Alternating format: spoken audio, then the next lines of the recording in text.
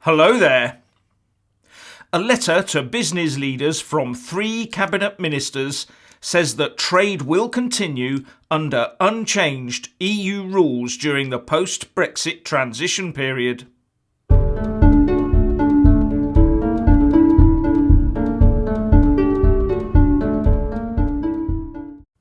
The letter to business leaders from the Chancellor, Philip Hammond, the Brexit Secretary, David Davis, and the Business and Energy Secretary, Greg Clark, says that during the implementation period, the UK and EU should have access to each other's markets on current terms. To do this, the letter makes it clear that the UK will maintain continuity with EU rules throughout the transition phase.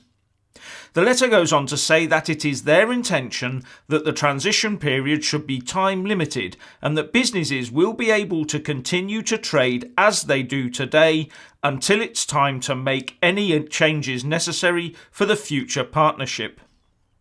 It also says that EU citizens will continue to be able to come and live and work in the UK with no new barriers to taking up employment.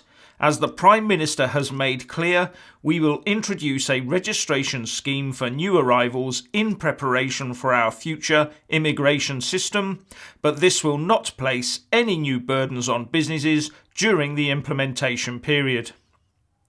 This will all look to many Brexiteers like an extension of EU membership, and certain items are glaring in their omission. There is no clarity on the status of the ECJ over the period, other than to say we will obey the rules. There is also no mention of how much this is going to cost, and if we are required to contribute to the EU over the transition period on top of any so-called Brexit divorce bill. And on top of this, we now find out that our officials are in secret talks to extend the transition period out to 3 years. With The Sun saying, senior civil servants are said to be conspiring with their European counterparts to stretch the transition period until 2021 at the earliest. The establishment, it seems, is still intent on either keeping the UK in the EU or at the very least enforcing BRENO on us, which stands for Brexit in name only. If only they'd put half the effort into achieving Brexit as they do into trying to thwart it. And while our establishment is fighting the will of the people, the citizens of another country, the Czech Republic, have just re-elected Miloš Zeman as their president, and, as well as standing on a platform of being tough on immigration and building closer ties with Russia and China, he has also unnerved the Eurocrats by not ruling out the possibility of a Czech in-out referendum. Defying the Brexit doomsayers, the banking giant UBS has said that it intends to keep as many jobs in London post-Brexit as it can, with the bank's CEO saying that, in general, we are going to try to keep as much as we can in the UK as a firm. Another Remainer doom bubble popped. Now, a lot is being made of a recent poll that claims to show that the people of the UK now want a second referendum.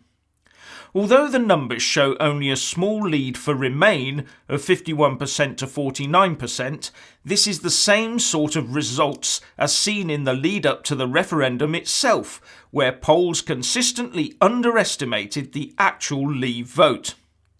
But the poll also shows that there is now a 16-point lead for those who want a second referendum on the deal Theresa May's government gets. One of the key findings of the poll was that there was mounting concern about the impact of leaving, with 43% of voters worried Brexit will have a negative effect on the economy. And I put this down to 2 things. The first is the continual flow of predictions of doom and gloom coming out of our establishment and those with vested interests, who are perfectly happy to peddle their pessimism in the hope it will spread like an unwanted plague. The second is that Brexiteers left the game too early. I don't think any leaver would argue with that. We should have continued on as if we'd narrowly lost the vote. We should have increased our efforts. We should have been laying out our vision of what a post-Brexit UK would look like. All we did was hand the Brexit ball to the Tories and trust them to deliver. They haven't delivered, and they won't deliver. We have given those that want to see the UK subsumed into a unitary-controlled, undemocratic EU masses of sea room from which they can conduct their campaign unopposed. And the Remain-led establishment and press will be more than content to push this agenda. This should be a wake-up call to all true UK patriots that we must get back into the fray and start making the compelling case for a true Brexit. What do you think? Please leave a comment below. Thank you. Please do like and share this video, and also subscribe to my channel. And when subscribing, please do remember to press on the little bell next to the subscribe button. That way you'll get an alert every single time I put up a new video. Thank you very much for watching.